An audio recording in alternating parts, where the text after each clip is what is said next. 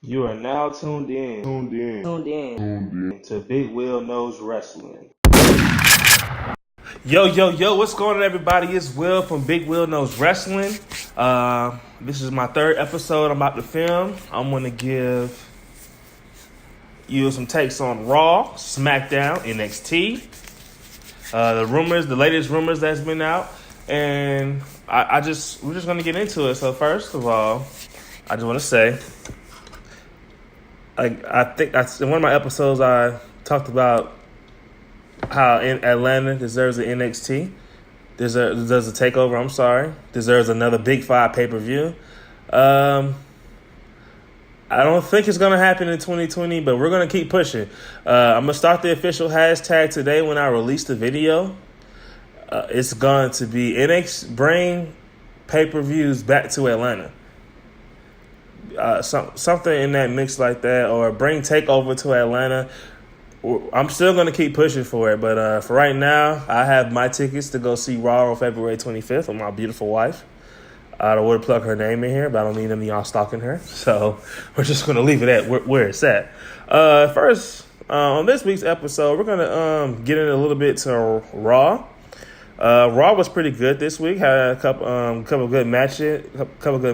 Opened up with Braun Strowman, cut a promo. Of course, Baron Corbin had to interrupt. I'm really getting sick of him. I'm getting tired of Baron Corbin being around. But hey, it is what it is. But I'm getting tired of him.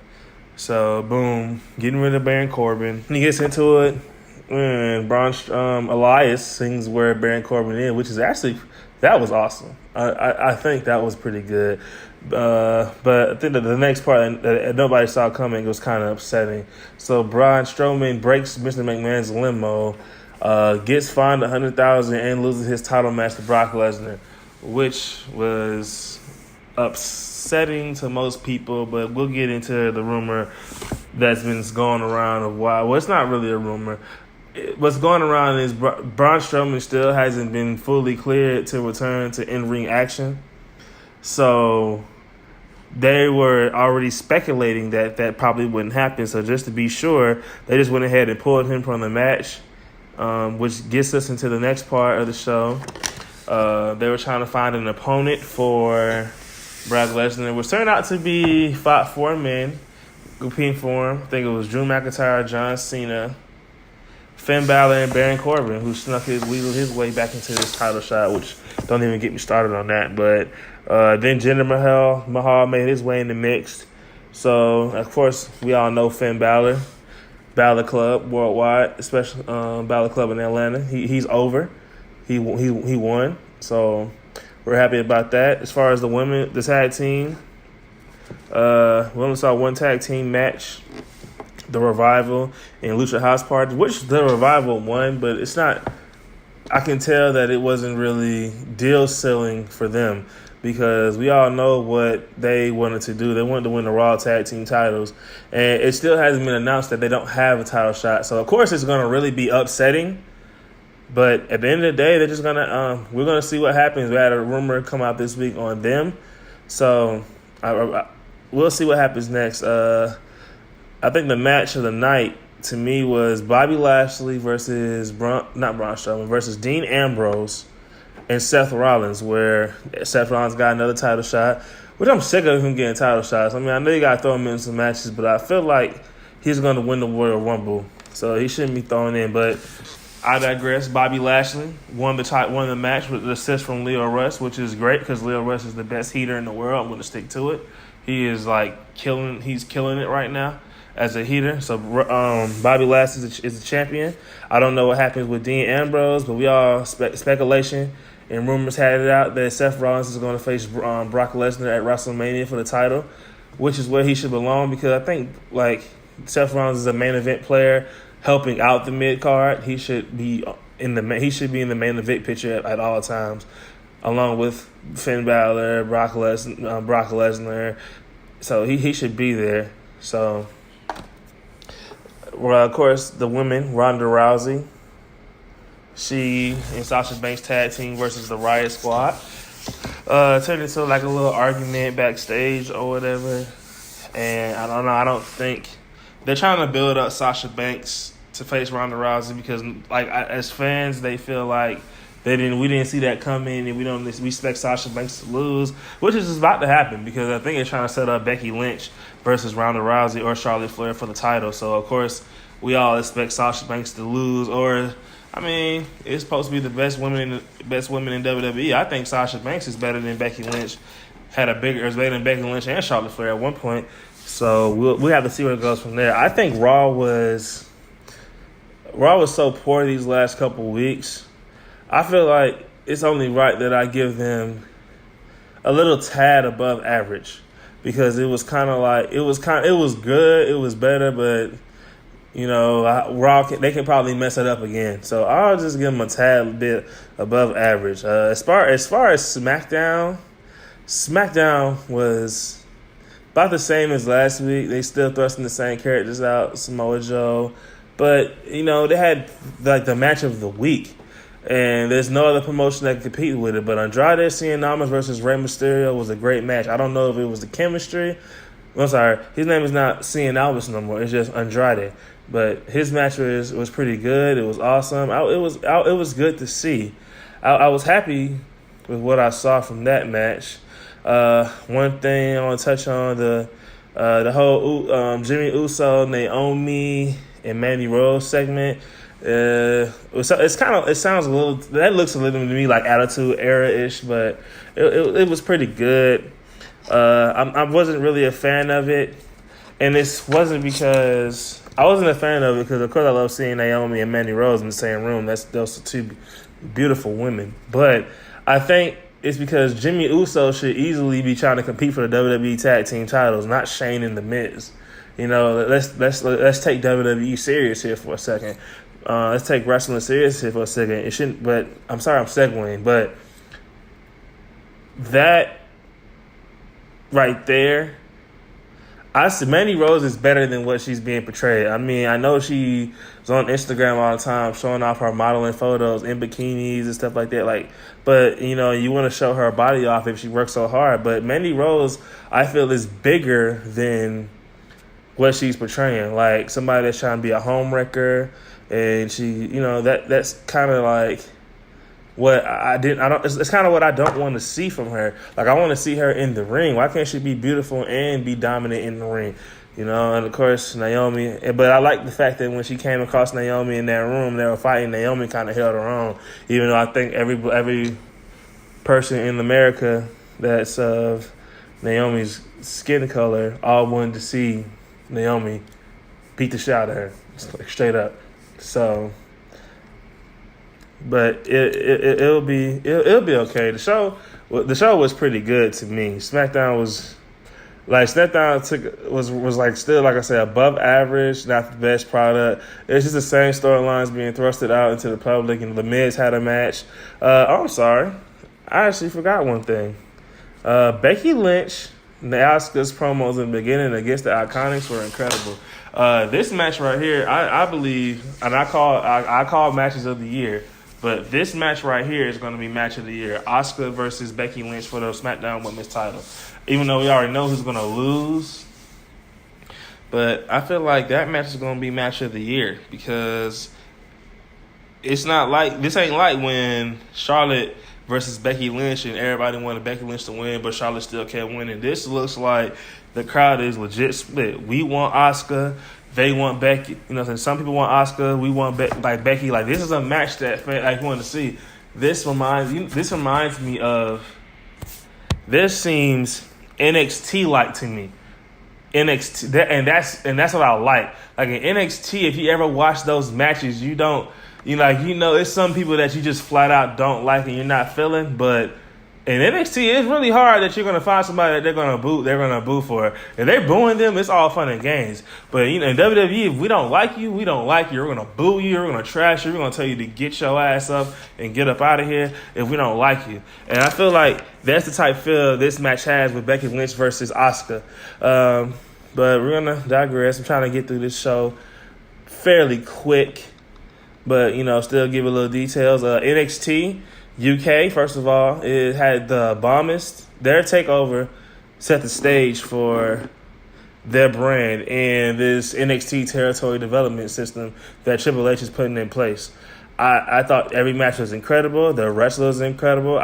I called the match. I called Eddie Dennis and Dave Masters' match was going to be one of the best of the night. I mean, granted, Joe Coffey and Pete Dunne, that was an incredible. All the matches were incredible, but something just told me that Dave Masters and Eddie Dennis is going to be a match that you just couldn't take your eyes off. Finn Balor showed up to go against his old buddy Jordan Devlin, who attacked Travis Banks before the show, but which in reality Travis Banks was still injured. Toni Storm won the Women's Championship. Shout out to Toni Storm. I feel like I'm glad that happened because of what happened with the first match, which was Mustache Mountain versus Zach Gibson. I'm not too sure. No, Zach Gibson and something. I think not Eli Drake, but his last name is Drake. But they lost the titles, and they had a lot of upset fans. Even though I felt like Mustache Mountain didn't really need to be tag team champions. Mustache Mountain should be in the WWE, like in the main roster right now, or they could be in NXT America. They've already had like a 2-year push before they even created NXT UK and put it. So I feel like they didn't really need a tag team championships. They really just need to put over somebody so they can get back to advancing where they need to go. But Walter showed up, who was incredible. The fans love him. He was good. He kicked Joe Coffey off the rope, and next it was Pete Dunne. He looked at Pete Dunne and gave him his little signature pose, and Pete Dunne did his signature pose. So let's look like we want to see a match build up for that. As far as NXT America or North America, as we'll say, not too much to go on. Dominic Dijakovic, or Dijak as they call him in Ring of Honor, he's put on a good show. Make sure you feast your eyes on him at all times when he's wrestling because he's incredible. I remember when I saw him in Atlanta, he was doing stuff against Keith Lee. I was just like, man, Dijakovic, or Dijak as the crowd was calling him when I was in Atlanta, is incredible. Keep your eyes on him. He's coming up. Bianca Belair, she was going against, she had cut a promo on Shayna Baszler. Baszler said she's going to make her overrated. Bianca Belair wasn't having it. Slap fire out her mouth. They still doing that little gimmick, but it started. I ain't gonna lie. Last week I was a little hard on her about that, but I feel like it's starting to catch on a little bit to me. That little undefeated.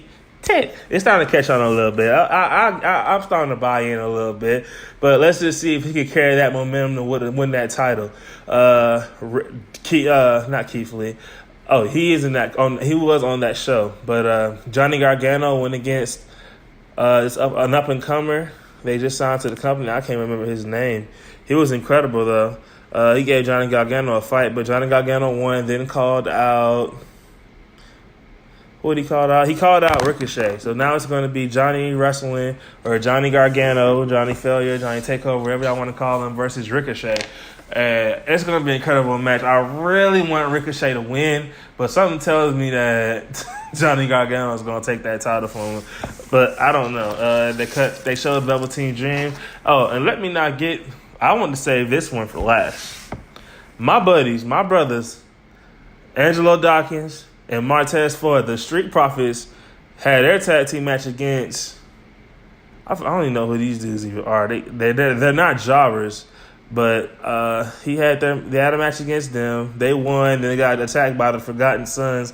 I'm like, man, I just wish the Street Profits would get one good push in NXT, bro. It'll probably be the best thing to ever happen. They're like putting on the show. They've gotten better. Like they're not on Velveteen Dream level better, but they're getting good. You got rid of Heavy Machinery. The Raiders are somewhere around lurking.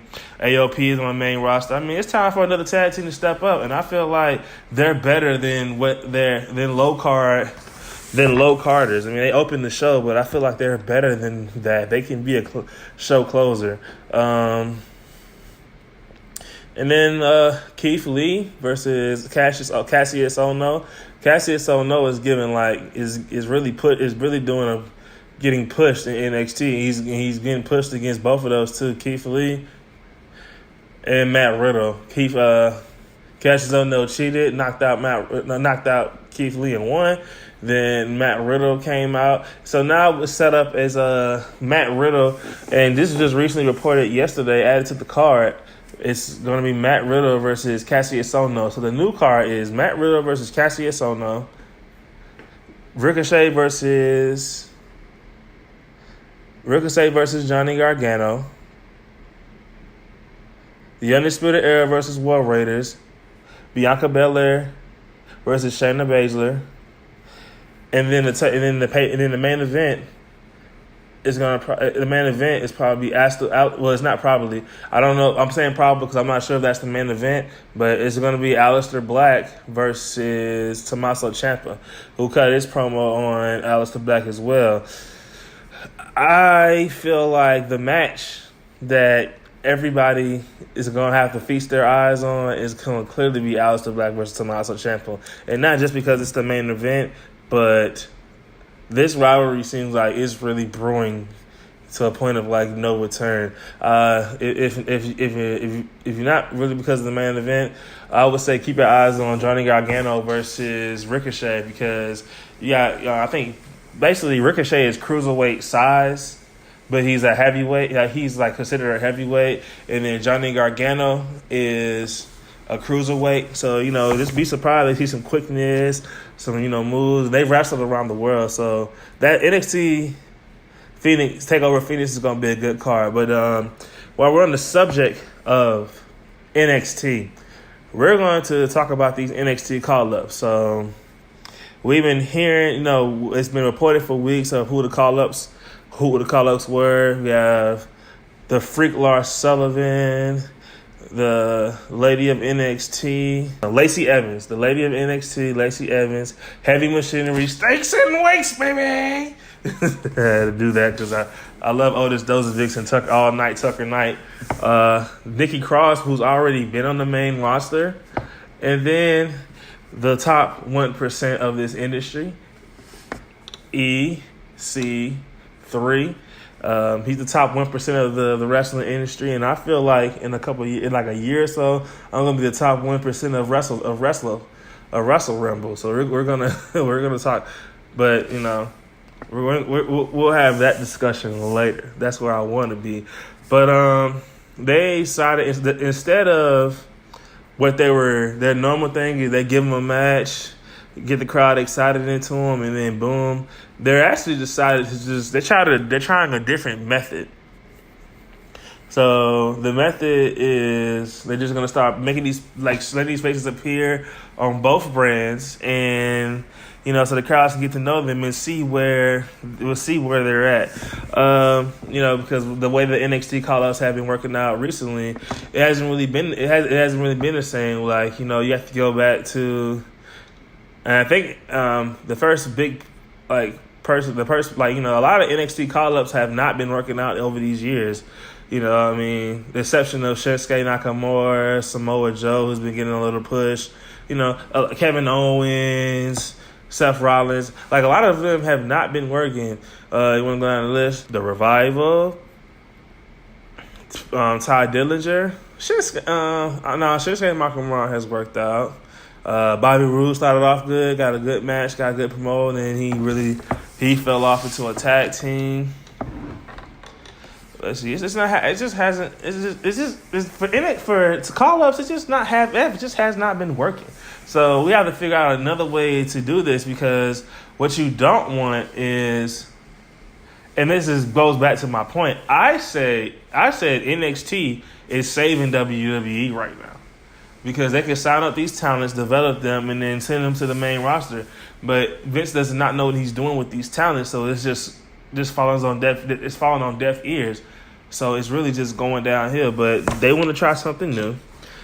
So they're just going to sporadically place faces all over each show and see where it goes. They had them wrestling dark matches for the crowd, but not on actual main roster shows. So this week on Raw, we got to see all the candidates. They saw Lacey Evans popped up backstage talking to two females. Looked like two workers for the WWE backstage. Nikki Cross had was a guest member of a tag team match with, what was it? Bailey and Natalia against the Riot Squad, I believe. So she popped up around them. I think when they were showing people that was outside the door for Vince McMahon trying to get a title shot, EC3 popped up.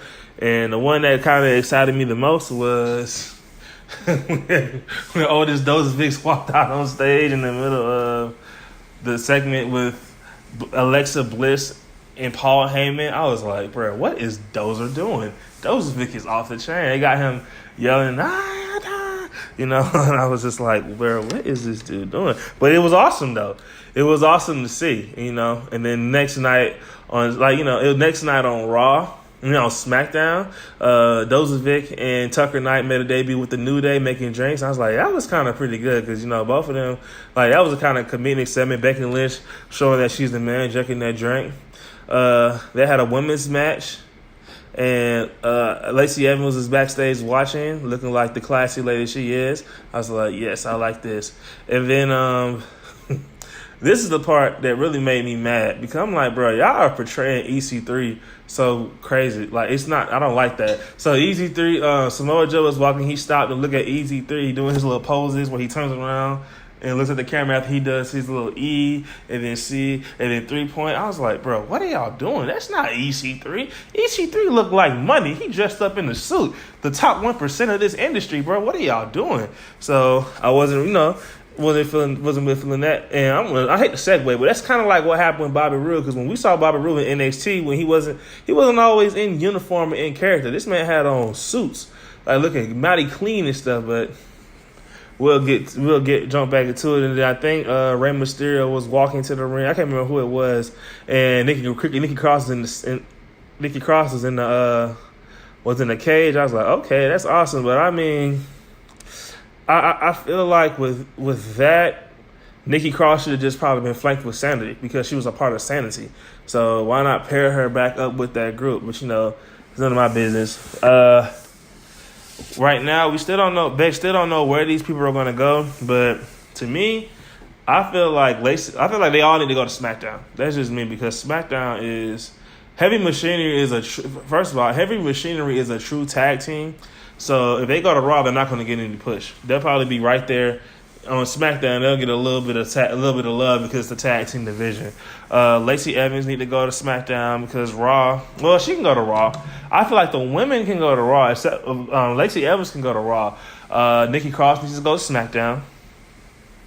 EC3 has the pull to be on Raw, but I feel like he needs to go to SmackDown. And the reason why I say that is because I feel like AJ Styles, if he stays, is going to go to Monday Night Raw. So we'll see. And so I like the way they're calling these up. They're calling them up because it's kind of like, okay, let's see how the fans think. Don't just thrust them into matches, give them a push, because after that, the momentum dies off, and then there's no way to recover, and then you're not one of Vince McMahon's favorites, so you don't get a push. Like Andrade Cien, it took him a whole year to finally get a push in a match. So we'll see.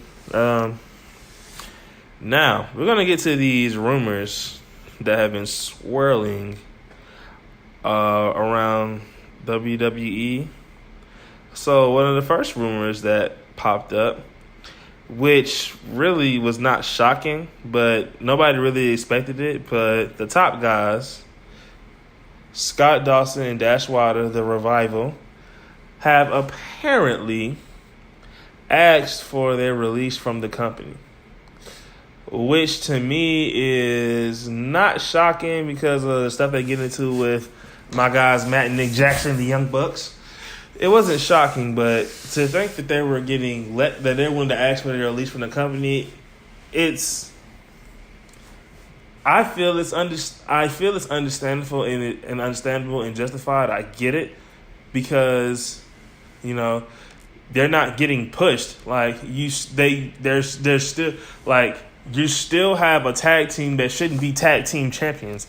They should clearly be tag team champions, which means that you're not buying into. You're trying to build a storyline, but we don't have time. They don't have time for storylines. They need to be champions, and they can't win the championships on that show. Then they need to go somewhere else. So they asked for their release. Speculation is because they're going to go to AEW and finally go against Matt Jackson, Nick Jackson, the Young Bucks.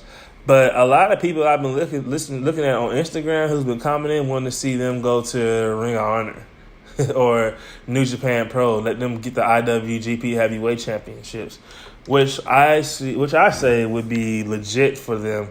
But, it's kind of hard. They were a tag team in WWE. They weren't a tag team on the indie, so it may not be the same. They are the top guys, but we'll just see.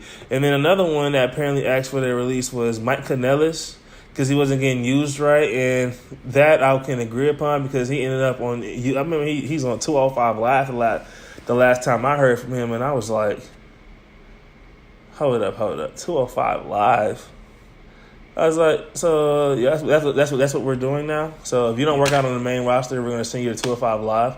I'm like, first of all, Mike Kanellis is a freaking cruiserweight. Like, I never would have known. I had to go look up his weight, and it said like 200 pounds even. I was like, bro, this is really what we're doing? So if you don't work out, you're gonna go to 205 Live. I mean, we can see. They did it to Neville. What's the name of the dude who's the champion right now? I forgot his name. Buddy Murphy. His time in NXT was starting to come up, so he went to 205 Live. But it was just like, this is really what we're doing now. So we're just gonna send people to 205 Live. I'm like, this is sad. But he asked for his release from the company, and me personally, they feel like they're not being used correctly. And yes, because they came in with a whole gimmick they had from Impact Wrestling, and they have a gimmick and you're not using them right. Of course, I would ask for my release, but as widely reported, as from the stories that I've read online, nobody has been granted their release as of yet. But it's still late to see. But another wrestler I saw this morning that popped up was Dolph Ziggler, and to me, that was kind of shocking because I'm like, okay, Dolph Ziggler just got a little bit of a push, but apparently he's asked for his release as well from the company, and I'm like, okay, something must not be right, And this is exactly what I said would happen if WWE did not clean up. They didn't clean up what they're supposed to do. They don't clean up what they're supposed to do because now wrestlers want to leave. Wrestlers really want to go test this AEW market. I don't understand why. Like, I understand why, because you're dealing with Cody Rhodes, billionaire backing. It's going to be a good company. I would want to go test the waters too, but you have to think about it logically. Like, Dolph Ziggler is one of the best. Like, with Dolph Ziggler, he's one of the best wrestlers in the world. If he found out he was on the market, he'll get signed instantly, quick. But it's like, if he's not getting utilized right, he should go. And he go figure out his value. Just like Cody Rhodes, he asked for his release, he got his release, went and figured out his value around the world. So it's all you just gotta see where it is. But if that means WWE can try to come off and try to tell me all day, hey, have a new era, but obviously it ain't working because you have a new era and now wrestlers want to leave. It ain't working. I have long time. I don't want to keep repeating myself, but I have long said that it's time for Vince McMahon to step back and hand over the reins to Triple H and let him call the shots. Because as long as he's shot calling on Monday Night Raw and Smackdown, it ain't gonna work. Or you need to give a little bit of writing control. You just gotta check it, because as long as the shots are being called like this, it's not gonna thrive, and you're gonna look up and AEW is gonna take you over again. I'm sorry, I said again because AEW is coming out to me like a little bit like WCW. So you can try to usher in new eras, but you're still doing the same stuff. So if you're gonna do that, then if you're gonna usher in something, you have to stick to your word, and you're killing the business.